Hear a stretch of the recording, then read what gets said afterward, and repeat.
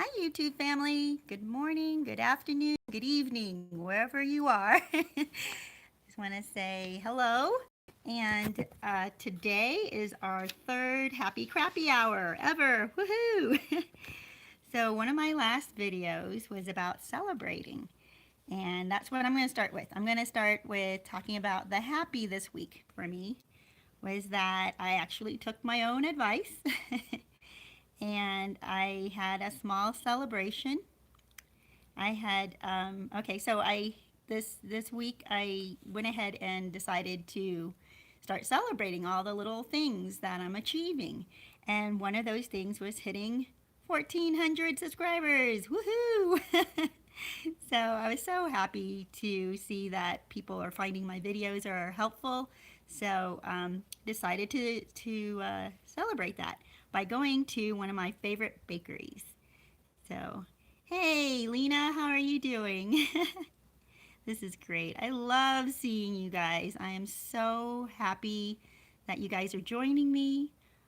It just, I can't tell you how much this community means to me.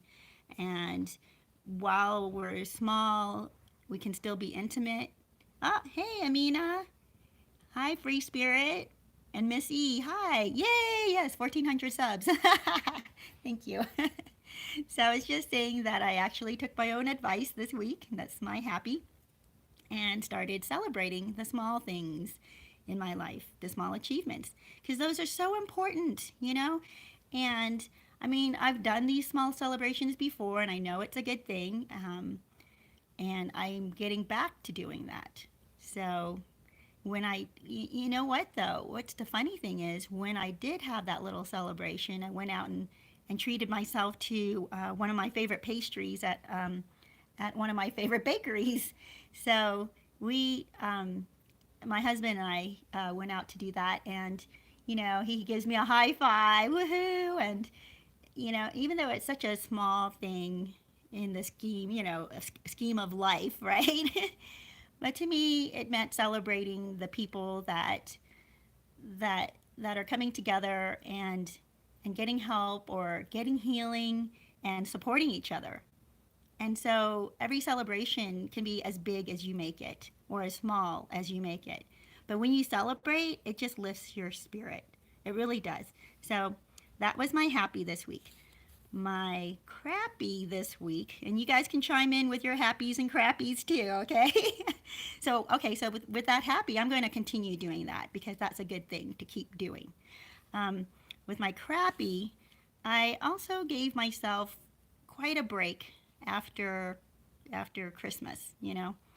And I thought, I just wanted to relax. I wanted to not take on the responsibilities, the daily type of routines, cleaning up, tidying up, that type of thing, right away. And I did a little bit of that, but mainly I allowed myself to rest, which generally is a good thing, right? But I allowed too much rest. I went ahead and it started making me sluggish. So then I started feeling worse about myself. And then I started feeling unmotivated.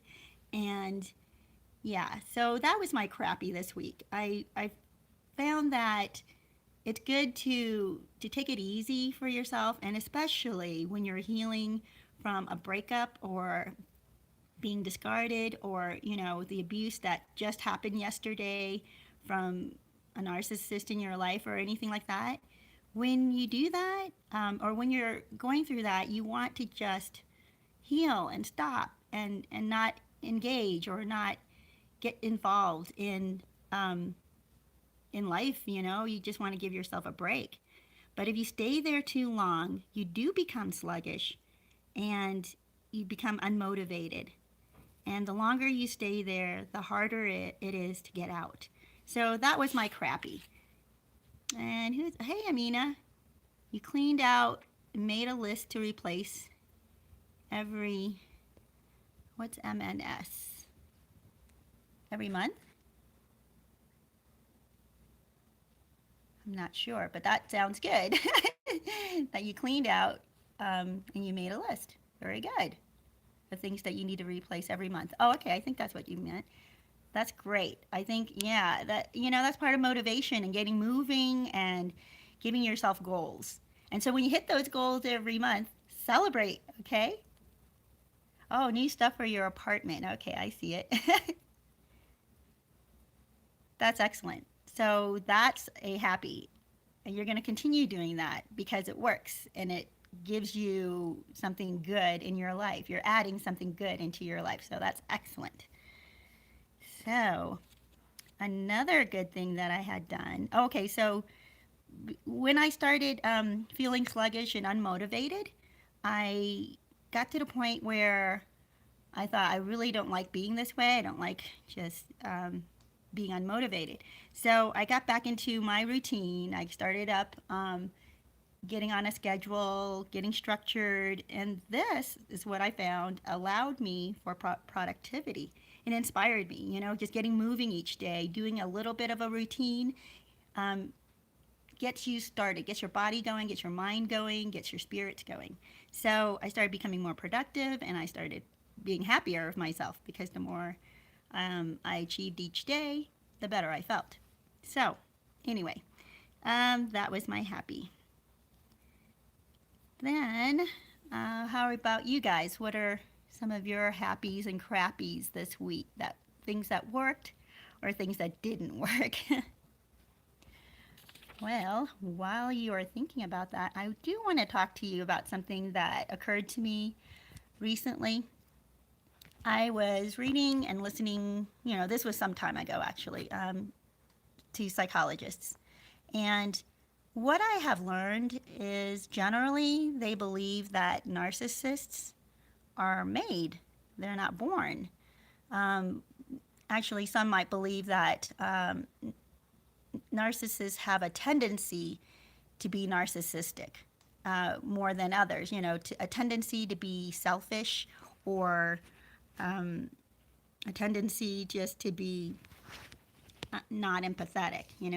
So, but then they also say that narcissists cannot be cured. So I'm kind of wondering if narcissists are made, why can't they be cured? And I'm kind of thinking about that, investigating that, because it doesn't make sense to me that if someone is trained up or raised up or had experiences that made them the way that they are, why can't then they learn to undo that or heal from that learning or those experiences that made them a narcissist? So that's my question right now. If you guys have any answers or any ideas, that'd be great. Miss E says, I've been super cleaning. Oh, I just zoomed in.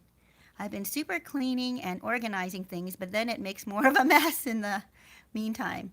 So I get depressed. Yes. Oh my gosh. So I get depressed about that and have a hard time getting motivated to keep going with it.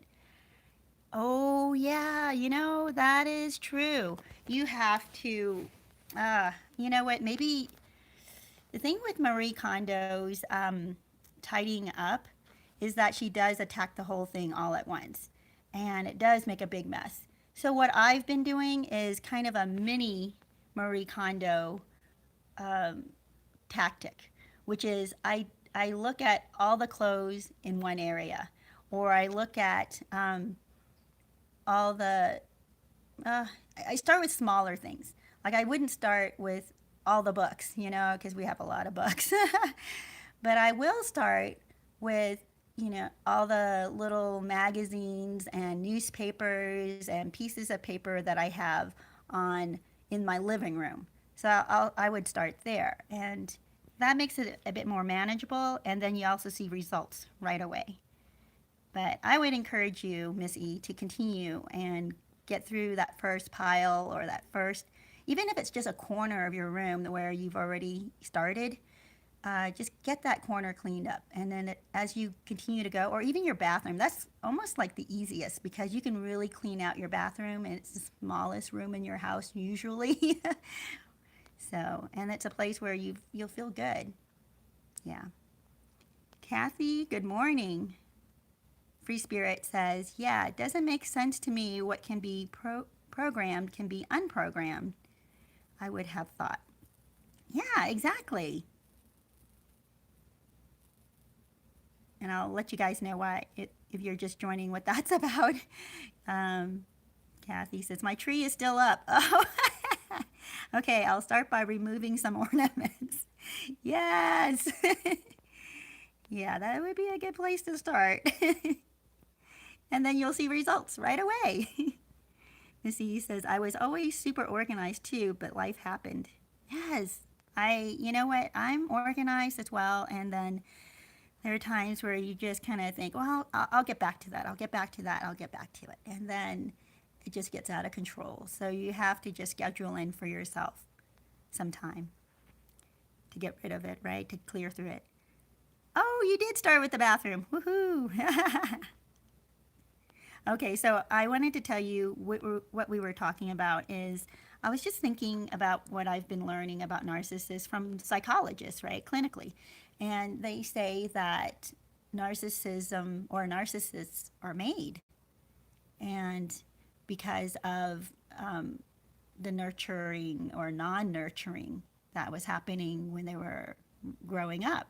And it could also have started from a trauma that happened later on in life, but most seem to think that started in childhood, whether they got too much attention or not enough attention or both, where they're neglected the entire time and they need, when I was thinking about this, I thought about the narcissists in my life.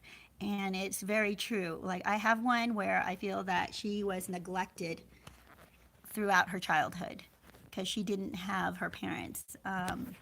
Father was very abusive and an alcoholic, and the mother had passed away. So she had a stepmother who had other children with her father. So she was essentially, I believe, made to be the caretaker of the smaller children and made to clean and take care of other people. So she didn't get the care and attention that she needed growing up, the nurturing. So I think that's how she probably was made. And then I know another narcissist in my life, and I believe he was the opposite, where he was the golden child, and his mom just thought that he could do no wrong, and he was so handsome, and women were lucky to have him. And I talked about him a little bit in one of my videos, where his mom actually encouraged him to cheat on his wife because she thought he's just too handsome for one woman. He should have whatever he wants, whenever he wants. And let me tell you, I think he's a much worse narcissist than the other one. Well, I don't know about worse, but he did not get the care and take the healing, or I don't know if you would call it healing, but he didn't get the love or attention or support that the woman narcissist that I know got as an adult.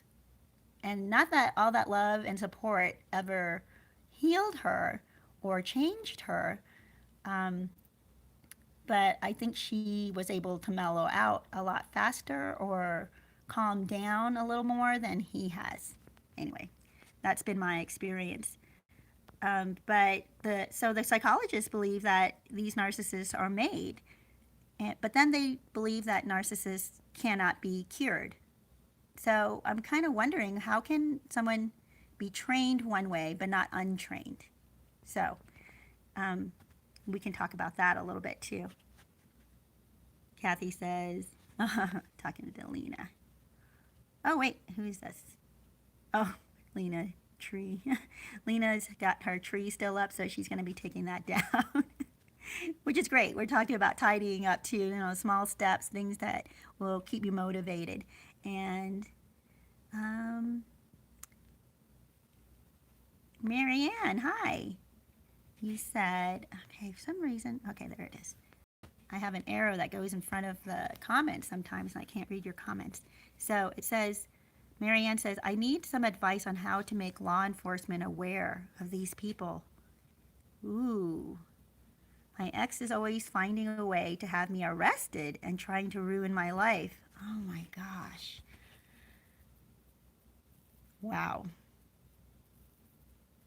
I wonder if I don't know if you're in a big town or a small town, but if you get to know the law enforcement, that would be kind of my advice, is get to know your law enforcement. If it's a small town, it's much easier. You can just go into their office and start talking to them about, this is what's going on. They'll get to know you because they'll see that your narcissist is always trying to get you arrested, right? So they'll know you coming in because of his complaints. But if you go in and get to know them and ask them, what can I do about this? This is what's happening. It's harassment. And they may be able to give you some advice, of how to do this within law enforcement boundaries. Kathy says, no contact. Marianne says, yes, it's horrible. He's moved to Fayette.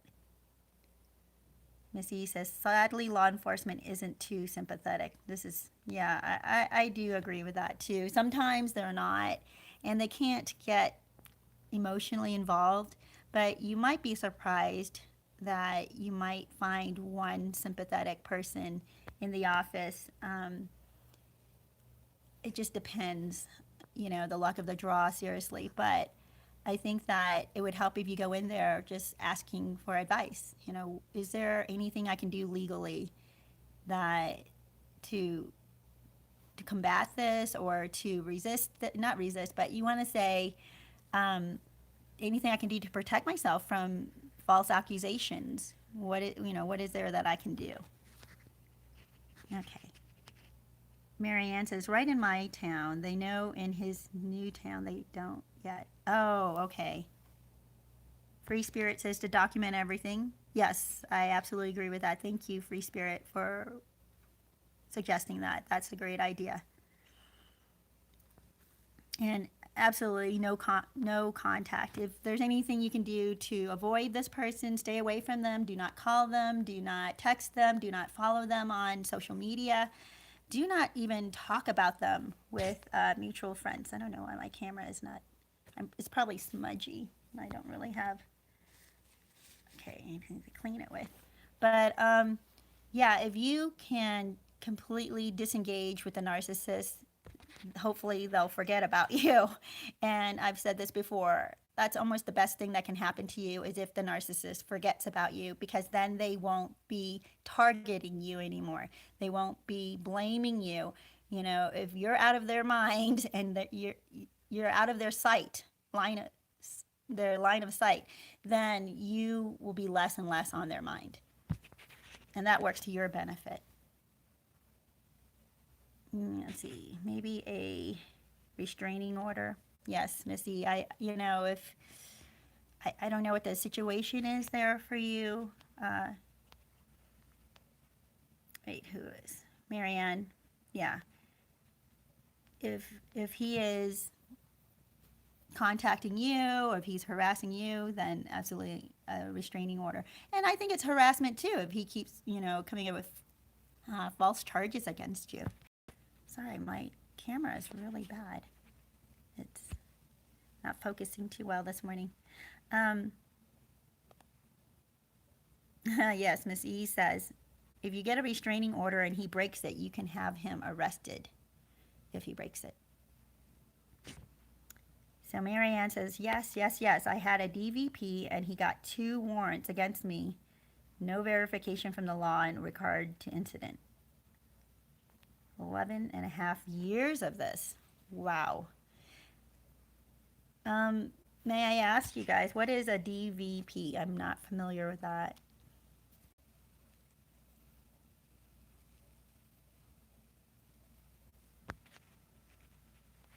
Yeah. So, how to fight a narcissist. It's really hard to fight a narcissist on their own turf, using their tactics, using their tools, because they're very manipulative and they've already practiced this way beyond what we have. And what we need to do, though, is, DVP is a protective order. So if he is, oh, gee. Yeah. Unfortunately, sometimes the law isn't enough to protect you from their attacks, and if you can avoid them at all, at all, then avoid them. Not the law, the narcissist. You want to avoid the narcissist. But if you can, I really would encourage you to talk to. I wonder if there are any online attorneys that are willing to share with you what any advice that they might have. If there are any free advice attorneys out there, probably you can Google that. So that is a tough one, Marianne. How has it been? 11 and a half years of this. I Were you guys married for a long time before that, or you are very involved still in each other's lives? What are you? Do you have children together? Property together? Um, Assets together? Is there something that's tying you in each other's lives right now? Family, possibly. Yeah. They want drama, and any kind will do, is what Kathy says. Marianne says, it seems like a never ending cycle. Unless I disappear, he won't leave me alone. Kathy says, yeah, they like property. I know. If they have anything that they can hold over you or control you with, they will. So, again, that's where I'm thinking if there's any way to separate from him, like property wise, do it. Do what you need to do to separate property wise. Sell it, you know, even if you're going to get a bit of a loss from it, it's worth it. It's worth to detach from the narcissist. And I said this in one of my videos. I don't know if you had seen it, but I was listening to a psychologist explain about her clients who are narcissists, but they're essentially divorced. I don't know if they actually are. I think they are separated or divorced, but they stay in the same house because the property value where they are is so high that for the other one to buy out their half, or yeah, of the property, the other one's half of the property is too much. So they just stay together and hate each other, and just they're waiting out the other person to die. I just think life is not, no amount of money is worth that because your life is limited. Why waste your life tied to a narcissist when you don't have to be? Yeah, Missy says losing control is death to them, so they hold on relentlessly. And Amina says, yes, you have to move away and start new somewhere else. If that's an option, or even, it is always an option. Everything in life is an option. It's how much you're willing to sacrifice. So think about that. That might be a situation for you, especially after 11 and a half years, and it doesn't seem that he is letting up or leaving you alone. And if he continues to harass you and law enforcement can't stop that, then you may have to move to another state. I don't know that moving to another town would be far enough. Depends on how far away the town is, I guess. If it's too far and inconvenient for him to get to, that might be good. But, you may consider that. And this may be a catalyst to really something big and more incredible in your life. You never know. Okay, Marianne says, no, he has nothing with me anymore. We have been divorced since 2013. He says he would rather see me dead or in prison than with another man. Yikes. Yeah, I would think you need to move away. Oh. Marianne says, wait, hold on here. My kids, my established home, my business. Wait a minute. Do you mean those are all yours, like your kids, your established home, your business, so he doesn't have any stake in it? Those are the things that you'd have to sacrifice. Is that what you're saying too? Okay. Is your business possibly move? I know your kids. That would be hard to move away if that's where your kids are.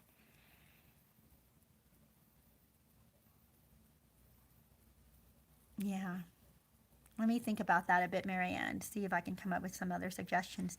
Kathy says shacking up with the devil instead of cutting loss and running.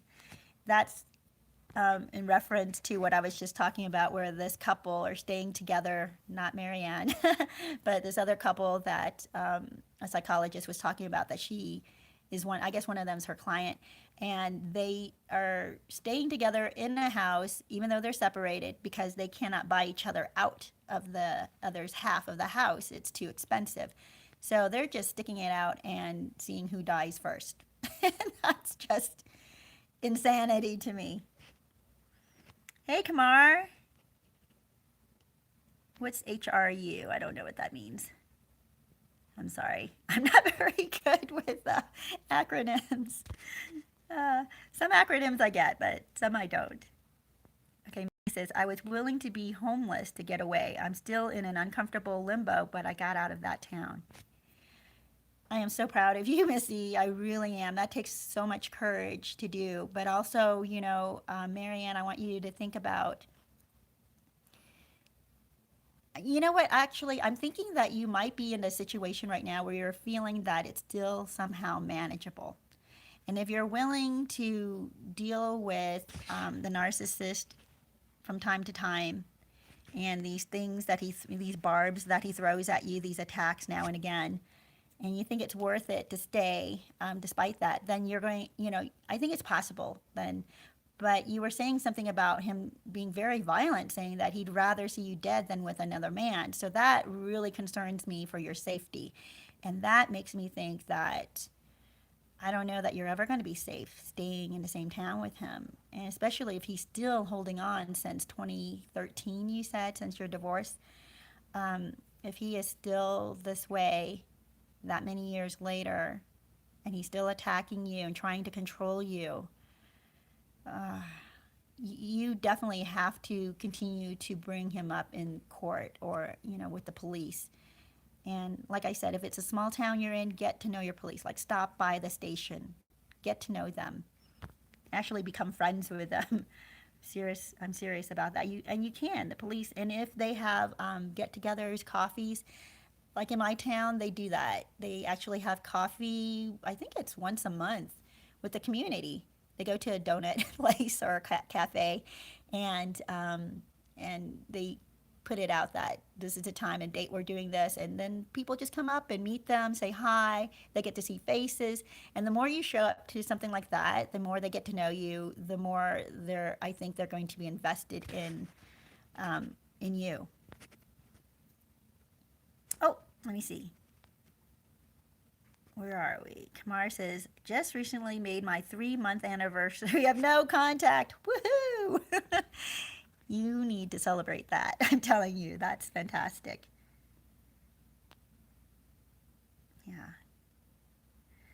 Yeah.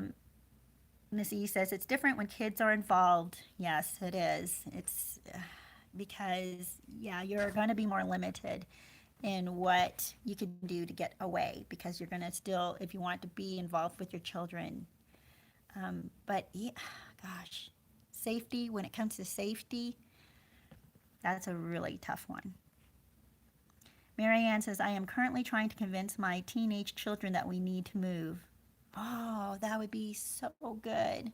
I hope that they will. Now, these are children. Does he have contact with them? Does he spend time with them? Do they have a relationship with him?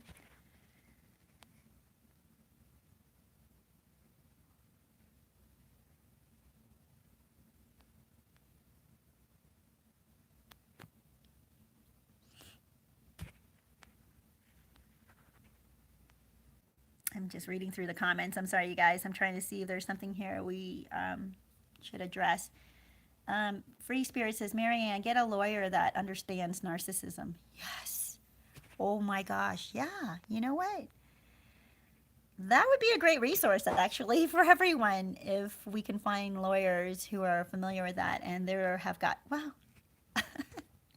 something just occurred to me, which is really sad because the psychologists that I listen to and have read have generally said that lawyers themselves are narcissists. But I'm sorry, I don't mean to. Yeah, I'm thinking there are lawyers out there that are not. I don't think that they all are. I don't agree with everything that psychologists say, actually.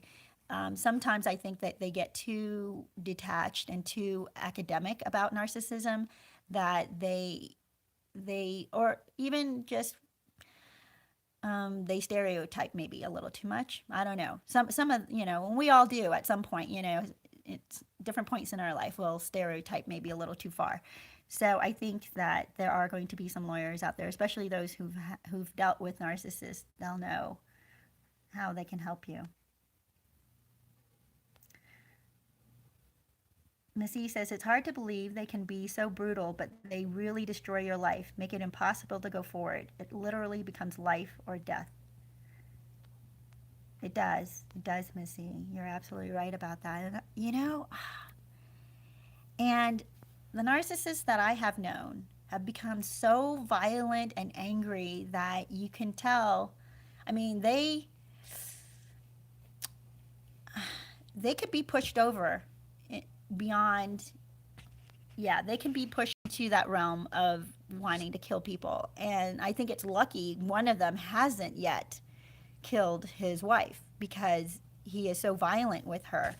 I'm sorry, you guys, my camera is just not zooming properly. I'm going to see if I can clean this. So excuse me for a second while I see if I can clean this. Something's happening that I think, okay. Not zooming, it's not focusing right. So yeah, I was just talking about the narcissists that I have known in my life. Definitely 3 of them can be pushed over to the point of violence and have been pushed to the point of violence, like beating people to a pulp type of thing. I think it's just luck that they did not end up killing these people, or somehow something stopped them. I'm not sure what. Maybe they got tired. I don't know. But, or they just didn't hit, strategically to severely, or anyway, yeah, make it fatal. So, narcissists are extremely dangerous. Oh, Marianne says, they know me well, meaning the police. I've been arrested so many times. No charges have ever created a conviction. He is not their father and no contact. They hate him. I'm so glad to hear that, Marianne, because that makes it so much easier if there's no contact between him and the kids hate him. Yes, I would fully encourage you to continue with talking to them about moving. And you know what? You're still their mom. And let me tell you, if it's your safety and possibly their safety, you need to make that decision and just go. And I'm able to say that because he's not their father, and he won't be able to stop you from going because of the kids. So I would really highly encourage you to consider getting out of that town and start distancing yourself as far as you can. I mean, start dreaming, actually. Think about places you've always wanted to go. Think about, just such a different scenery for you that it could be an incredible, beautiful new start for you and your kids. I mean, I don't know, maybe sit down with them and dream about if you guys could go anywhere, where would you go? Tamar says, certainly I'm going to celebrate. I listened to your video that you posted 2 weeks ago about celebrating the small things. Boy, I'm telling you, I don't think I could have went 24 hours without contact. Wow. Wow.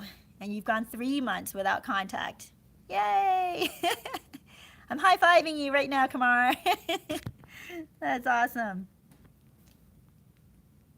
Marianne says, my lawyer is costing me thousands. He completely gets my situation and has managed to have all charges and allegations dismissed.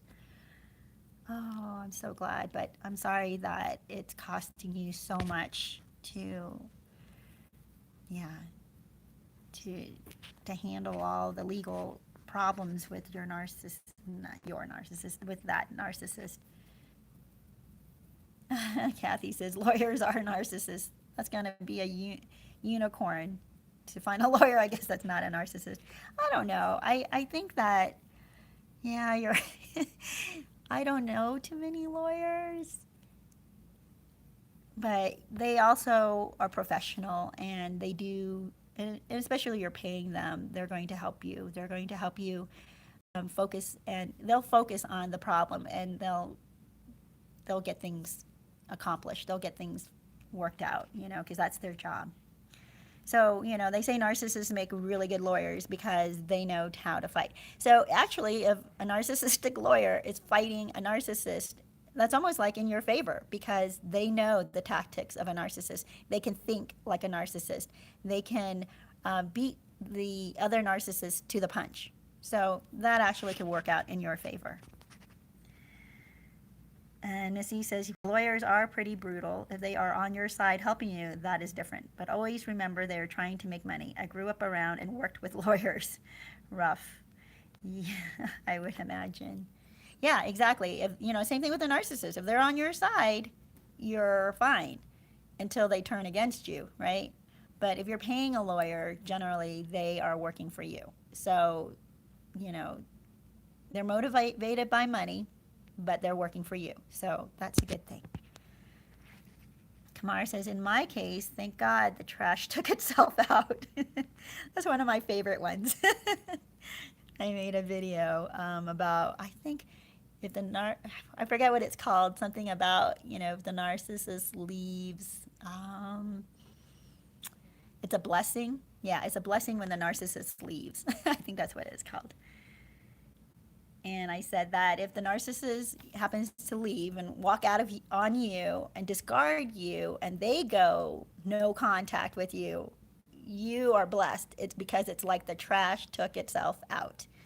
And I'm going to stick with that because when I hear of stories where the narcissist doesn't leave you alone and continually harasses you and tries to control you, feels like they own you, that is so much worse. So, to my viewers who think that they're missing the narcissist and they want them back in their life and they're romanticizing what they had, they're fantasizing and about what happened in their past relationship and only remembering the good times, they're lying to themselves. They're not really seeing the narcissist for who they are because narcissists can be so damaging. And not only that, and heartless. So either your narcissist, they may not be a violent kind of narcissist, but they get supply or fuel from you when they see you suffering. And it's like they're happy to see that you're miserable. And the more you miss them or you're pining for them and you're hoping that they come back into your life and you're stalking them and you're trying to run into them in town or you're following them on social media, it gives them fuel and they will try to continually entice you because that gives them the supply and admiration and attention they want. And it keeps you in bondage to them and you cannot get out. So when I say when the narcissist leaves, it's a blessing. Realize that you need to cut that off. Don't pine after them. Don't fantasize about what you had. Look at the reality. Look at how they treated you, because whether they're violent or they're not violent, they're just so destructive. Marianne says. Oh, wait. Marianne says, thank you all very much for your words and resources. Kamar, congrats. Please remember that when you are at your best, they begin to hoover again. I made it a year and then I made it 6 months before. You know what, Marianne? That is a very good point because um, what I had said in one of my earliest videos, because I kept hearing how, oh, narcissists target people who are weak or who are unstable, who are needy, who are down on their luck. And yes, some narcissists do that. But I noticed that a lot of narcissists are attracted to people who are doing really well and can bring them up a level, right? They want to ride your train to success. They want to take advantage of what you're able or you have and can give them. So a lot of times they do, if they see you doing well, they want a piece of that. So you have to be so careful, not to let them even know that you're doing well. And that's why I've said to others as well that if you have mutual friends, if you have family in common, relatives in common, they're going to interact with the narcissist at some point. So you cannot even share with those people, even if they used to be close to you, you cannot share with them your successes. I tell people don't share with them, your troubles and hard things that you're going through, because then the narcissist hears that and they're pleased. But you also don't want to share with your mutual friends and their possible flying monkeys that you're doing really well, because when that gets back to the narcissist, they get really jealous, they get really entitled, and they feel that like you owe them, and they'll come after you, or they'll try to destroy you. They'll either try to get back into your life by hoovering you so they can get some of that success that you're enjoying, or they will try to undermine you and destroy and sabotage what you've accomplished. So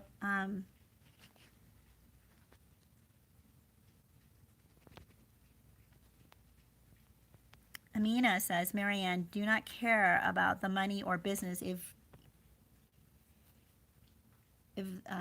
okay, let me see. Death and your kids have no, oh, if you die, your kids will have no mom anymore. Yes, if he's threatening you and saying that he'd rather see you dead than with another man, you have to consider that. That is so scary, because you don't know if he's just going to explode one day and just lose his mind completely. Kamara says, Marianne, trust me in educating myself about these people. Never again. She put me through hell and back. Yes. And I'm so excited for Kamara, because I think that you will now, I'm sorry, leave focus. You now can identify the signs, right? You can see, and not just identify it like intellectually, you can probably sense it. Like your body probably feels something is off about this person, or this person actually repulses me. It's like your body is repulsed by narcissist.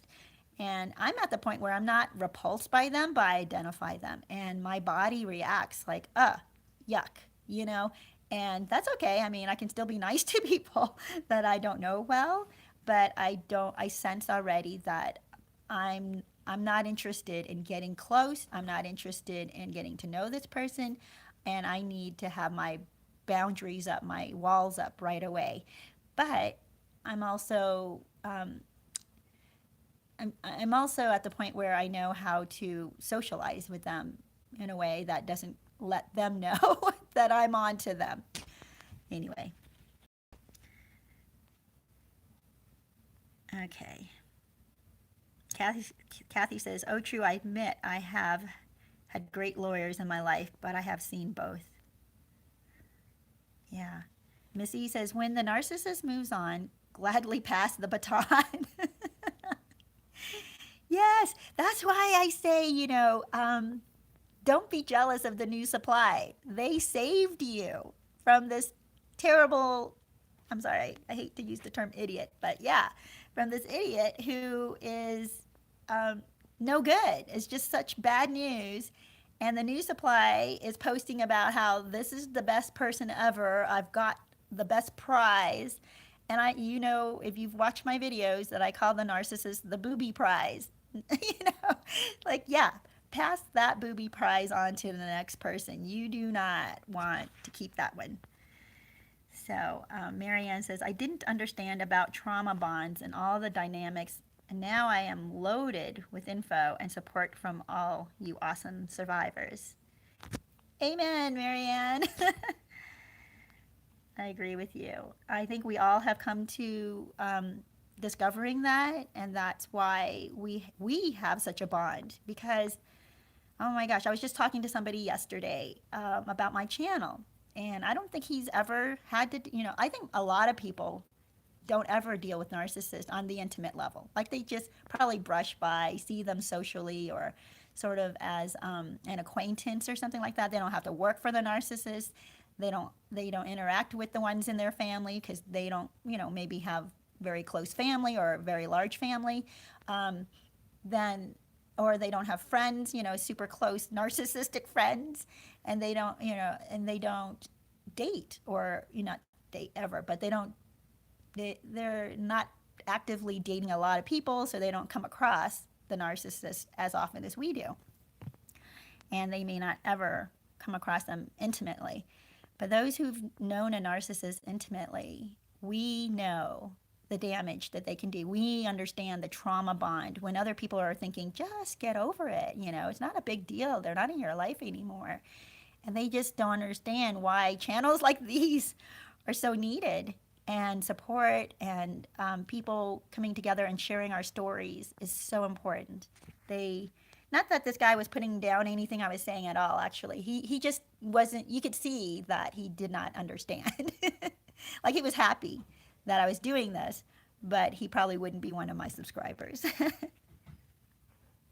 Although he might, I don't know.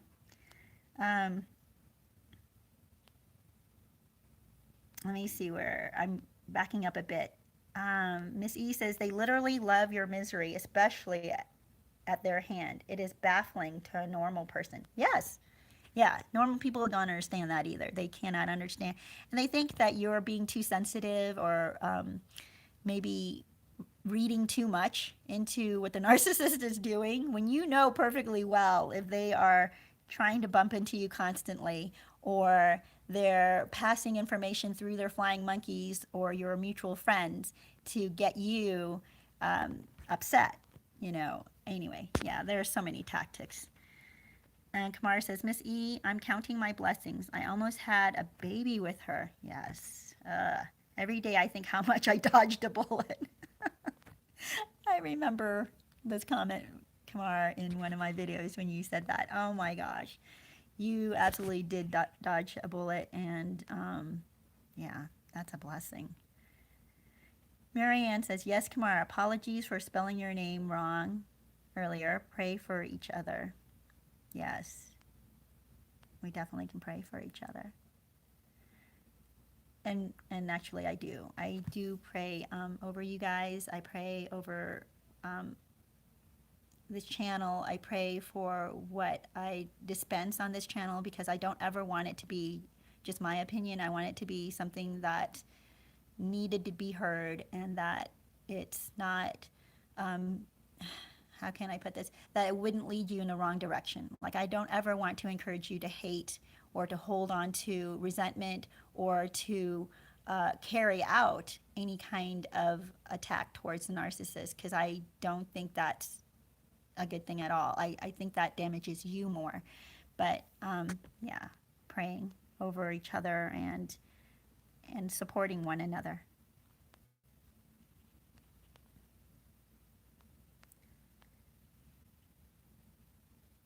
Oh yeah, Free Spirit says, some like the challenge of strip mining and destroying strong and resourceful targets. Absolutely. That's why I do believe that narcissists are not just attracted or targeting weak people. They target strong people. They find it a challenge, and not just a challenge. They see, like, it's almost like they're climbing the ladder from supply to supply. They want to see if they can catch somebody that's way beyond them financially, way beyond them in successful whatever standing in the community. They want to take on that, the benefits that the target would give them. They want to ride your gravy train. Let me see. That is, okay, hold on. Sorry, I skipped some here. Marianne says, no, they target us beautiful, successful, confident people to suck the life out of us. I spot them from miles now. Yes, right? Oh my gosh. And there's intelligent narcissists and there are ignorant and stupid narcissists, and thank goodness for the dumb ones because they make it very easy to spot. The very sly ones, the covert narcissists, those are so hard to find or to see. Oh, I don't know. This is going to come out in one of my, I think it's my next video. About the show. I talked about this show last time. It's called Back with the Ex, and it's from Australia. So I'm watching this show. It's about they follow four couples who used to be in love, but then they've been separated for 3 to 28 years. One of the couples was actually 28 years. And to see if there is anything that they can reignite or if they should give their love another chance. And it took me a while to notice that one of the couples involved a covert narcissist or someone that behaved very covert, like a covert narcissist. I don't want to diagnose and say I know who these people are. There was one couple that definitely the boyfriend seemed, or ex-boyfriend, seemed very overtly narcissistic, and you can see like he's just so totally in love with his own appearance. And then he had other things going on that pointed to the fact that he's a narcissist living in his own fantasy world where things make sense to him, but to the rest of us we're thinking that's crazy. Like this overt narcissist has no plates in his apartment, so he makes his girlfriend eat over the sink. Yeah, that to me, when I watch that, people might go, well, that's quirky and weird, but it makes total sense for a narcissist because in their world, it makes perfect sense to do that. And then he bakes some chicken. Okay, so his oven is broken, his refrigerator is broken, and he has an air fryer. So he fries some chicken legs or drumsticks, right? And then he wraps the end of the drumstick with toilet paper so that her hands won't get dirty. And so perfectly rational to a narcissist that this is socially acceptable, especially when you're trying to, oh my gosh, it doesn't seem normal to us and it doesn't sound rational to us, and the rest of us are just baffled. But to him, it makes perfect sense that he's just, maybe this is charming to her. He finds it charming, he finds it normal. And of course, it's quite disgusting. Anyway, so, but then there was another couple where I thought was, this happy, hippie kind of guy. And it turns out he's a covert narcissist, or he behaves like a covert narcissist. And it wasn't until later that I realized that because of his behavior. And I can go into that later, but I want to catch up on some of your comments here I'm missing. Okay. Miss E says, that is it. Free spirit. It is literally a game to ruin good people's lives. Oh, free spirit is the one of our viewers here. She said, some like the challenge of strip mining and destroying strong and resourceful targets. And Miss E says, that's it. It is literally a game to ruin good people's lives. The more successful, the better the teardown. Yeah. Yeah, and Kamar says that my problem was to look at people at face value. Yeah, you're right. And with narcissists, we cannot do that. We cannot just take them at face value. We really have to let them earn our trust. We have to not believe everything that comes out of them. We have to actually wait and see what their actions are and not just take their word, right, at face value. Marianne says, yes, these news supplies are always posting this crazy dude as a soulmate. Then he dumps them 2 to 3 weeks or months later and hoovers me. These women are all friends on social media and they all hate me. They tell me all he does is talk about me and blah, blah, blah. I don't care anymore. Just keep him. Yeah, isn't that you? Yeah.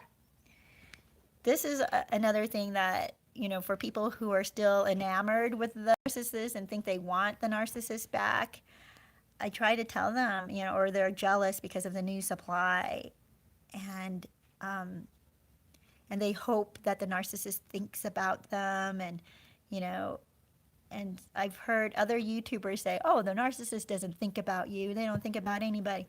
Actually, they do. They are obsessed. They become obsessed with you, and that's not a good thing, as you have found out, right, Marianne?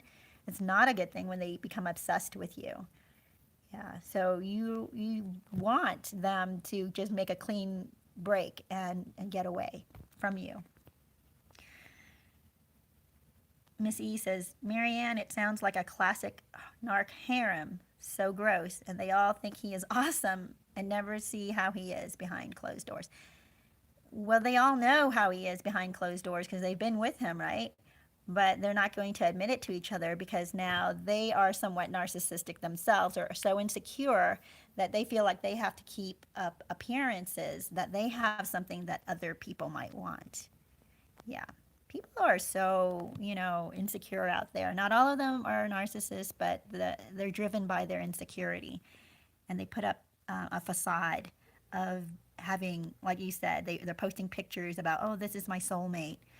Yeah, because they want other people to notice them, to pay attention to them. They behave narcissistically because everybody needs affirmation, everybody needs attention, but that's not a healthy way to get it. To exaggerate and to build this fantasy out of the narcissist relationship. It's awful. Marianne says, mine is a covert. Wow. Yes. Once you listen to him and get to know him, you can begin to see that he's a narc. I was gonna die or end up in a mental hospital, and I accidentally found these groups by God's grace. Wow. That just really hits me, Marianne, because yes, I'm so glad that you came across these groups by God's grace. Absolutely, because He is saving you from something here, something very tragic. I hope to hear back from you about how you're going to get away, get out of there. And you cannot have any way for him to know where you live, or, you may have to. It's so crazy, but sort of like when the police, what's it called? The protection program, where the police remove you and give you a new identity. And yeah, it's like you almost have to do something like that for yourself to get away from him. Kathy says, yes, the covert hippie. I agree. I was kind of wondering about him. Yes, right, Kathy? Yeah, okay. So Kathy's talking about that show, Back with the Ex. And there's this hippie type of guy. And I thought at first, like, oh, what a cool, fun-loving, kind of down-to-earth person. And even his girlfriend keeps saying, oh, look at how genuine he is. He's so genuine. And I just love that he's genuine. And I'm like, he's not genuine. He's raw. Like, his emotions are raw. But that doesn't mean he's genuine, because narcissists cannot hide their emotions very well. They definitely have raw emotions. And a lot of times that's what pulls us into them. That's what makes us attached to them, because their emotions are so raw that, it's almost refreshing, because so many men and some women out there are rather cold and have walls up, and it's hard to connect to them. And even if you're romantically involved with somebody, you might still feel like there's some kind of a distance or disconnect between you, because the other person is just not raw with their emotions. They don't let you in completely. But a narcissist, they'll behave very raw with their feelings, but they won't actually, you think you're getting in deep and you think you're seeing their vulnerability, but you're not really seeing their manipulation. Because with that vulnerability, it's almost like trapping flies with honey. Like they show you something that you crave and want and is beautiful to you, and then it's actually a trap. It's something that they use to manipulate with. And to them, it's not very vulnerable, actually, to be raw. It's not very genuine of them to be raw. That's just who they are. They live very what do you call it? They they they just do things on the go. They don't think things out. They don't plan it out. They just anyway. So I think you get the point. That hippie. So we were just talking about that hippie that's on there, where we thought that he was a really cool guy, and it turns out he is a narcissist, or he behaves like a covert narcissist, because he will not admit that his perspective on an argument they have had since the beginning of their relationship, or the ending of their first time together. He won't admit that he got it wrong, that his perception was wrong, and she keeps telling him that she didn't do what it is he's accusing her of. Anyway, so let me see. I want to look at some of these other comments. Free Spirit says, the Dirty John series in USA is based on a true story that is covered in a docu-series called The Dirty Truth. He's a classic malignant narcissist. Wow, okay, Free Spirit, I may watch that. Wait, it's a series based on a true story. Okay, because I don't really like fiction that much unless it's just entertaining and funny. That kind of fiction I like. But usually I like real stories, or story shows that are based on truth. Okay. Kathy says, yes, a harem, and that consists of mother, sister, secretary. You are never special. And you know what? Women have harems too. Women narcissists have harems too. And they will have admirers, multiple admirers, right? Yeah, that's my experience with the women narcissists. Ugh. Or their harems could be their girlfriends as well. Like they have tons of girlfriends who are always, they're always surrounding themselves with and needing affirmation from.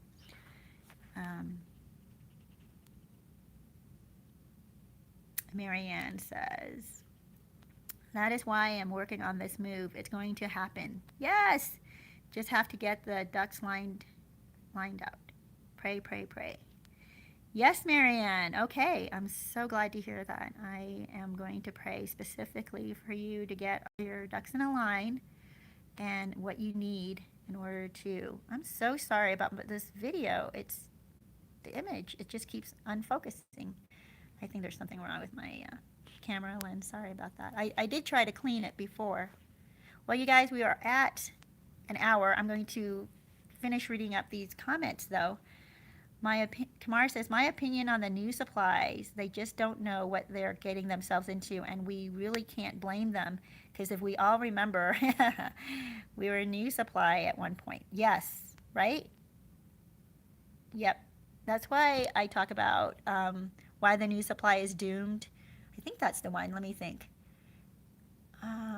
Where I said that, the new supply is all excited and happy and thinking that this person is their soulmate, and they think you're crazy because that, you should understand that, because we've all been there. We've heard the narcissist talk about their other ex, right, when they were with us, and smeared their ex. So that's what the new supply is hearing of you, the same smearing. Yeah. Miss E says, you can do it, Marianne. Yes, I agree. Miss E says, it always seems like the grass is greener with the new supply. It does.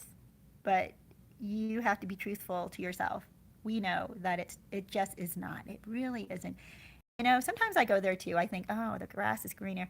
And I know some of you will not want to hear this. And I've had people come on to comment on my video, that video in particular, why the new supply is doomed. Because in there I said, wish them well. I feel so much relief and release when I think about certain narcissists in my life that have hurt me, and I don't have contact with them anymore. And occasionally something will remind me of them, but instead of feeling anger towards them, I go, I hope they're doing okay. I hope that they find happiness. I hope that they become normal. I really do, because that would make the world better. Anyway, Marianne says, I am applying for jobs in places far away. Applied for online masters. I will create a new stable life. The narc believes they own you. This slave has been freed. Praise God. Yes, they do believe they own you. They believe you owe them. Miss E says, well, first I want to say yes, yay for you, Marianne. I'm very proud of you going for a master's and applying for jobs. Good luck to you, and I do pray God's hand of favor on you. Miss E says, yeah, Kathy, you do figure out you will never be number one, even though they say otherwise. So mind screwing. Kamara says, to everyone on here, we all have one thing in common. We let the narc play us. Yes. Yep. We did. And, well, we fell for it. We didn't, like, let them play us. Well, yeah, you're right. We were played. But we fell for it, right? Let me see. I don't really like fiction either. Life is crazy enough. Let's see. Yeah, we got played. Marianne, I don't understand why the domestic violence organizations are not informed about this or don't teach us when we are reaching. Yes, explaining this life, they don't know what to tell us because they don't know even that it has to do with narcissism. I think that we're just becoming more and more familiar with this now. And, when I talk to people that I've just met, a lot of them actually will say, oh my gosh, I have a narcissist in my life, or yes, my ex was a narcissist, or some of them will say, they kind of surfacey know or understand, but unless you've been traumatized by one, usually people don't go in and research this. Amina says, yes, we did get played very badly. Marianne says, thank you. God bless us all. Yes, you're welcome. Okay, you guys, I'm going to wrap this up. And Miss E says, good one, Kamar. Salt and sugar do look alike. I wanted a man and to believe him and be done with dating. Nope. Yeah, you don't want them to affect you in that way because, you know what, then it hurts you, when you make these agreements or these vows. And that's another one in my video that's, let me think what it's called. True Healing or something like that. I should know these titles, right? Right off the bat. I don't really get hung up a lot on watching my videos over and over again or anything like that. But it's about getting real healing. I will post it or put it in the iCard on this video. But it's getting real healing from narcissistic abuse. And one of the things I say in there is, hold on, I'm sorry. I kind of lost my train of thought. Oh, one of the things I say on there is about making vows. Like after you've been injured and hurt and traumatized, you say things like, or you believe in lies like, nobody will ever love me, or no, everybody will abandon me. You say these things, or you'll make a vow like, I'm never going to have children, or I'm never going to date again. And you really need to change that because that's putting on chains onto yourself. And I don't want you to do that. So if you look up that video, I don't want to spend too much time talking about it here. I will post it with this video underneath in the descriptions as when I have time in the next hour or so. Well, you guys, I just wanted to say thank you all for joining me. I really love talking to you. I love this community. I think you guys are awesome. I'm so excited for each of you now that you're away from the narcissist, now that you're making plans, now that you're moving forward and building a successful, fruitful, sunshiny life. That's how I see it. I think that I'm so excited for you. I think that you're going to be so blessed. So you guys, God bless you. And I hope that you have a great day today. And I will talk to you soon. Oh, Kathy says, thank you for crappy happy hour. Yes, we fell for them, but we will get back up. God bless you all. Free Spirit, bye. Miss E, goodbye. Amina, bye, and stay safe. Kamar, goodbye. Kathy, goodbye. Did I already say Miss E? Yes, Miss E. Blessings to you all. Marianne, blessings to you as well. So glad that you all joined me today.